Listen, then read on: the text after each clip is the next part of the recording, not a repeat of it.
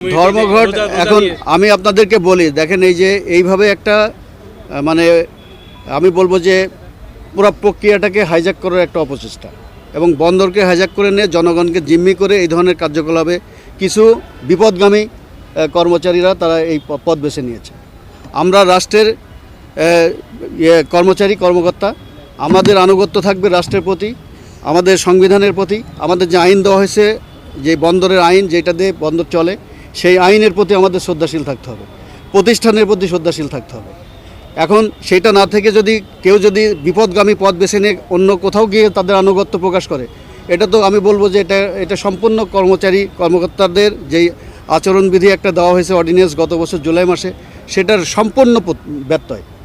এটা আমরা হতে পারি না। এটা আমরা সরকারি কর্মকর্তা কর্মচারী, আমাদের বেতন ভাতা সব কিছু আসে সাধারণ মানুষের ইয়ের থেকে, ট্যাক্স থেকে। তা আমাদের অ্যাকাউন্টেবল হতে জনগণের কাছে, সাধারণ মানুষের কাছে।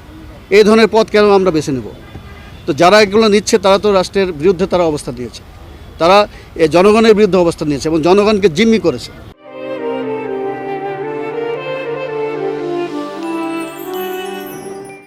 এই রোজার আগে যেখানে মানুষের এখন আপনার হলো সবার একটা ইয়ে হয়েছে যে বাজারে কীভাবে দ্রব্যমূল্য কমানো যায়, সেই সময় এসে এরকম একটা করে জনগণের একটা অসন্তোষ সৃষ্টি করা, এটা একটা পরিকল্পিত একটা তাদের পরিকল্পনা।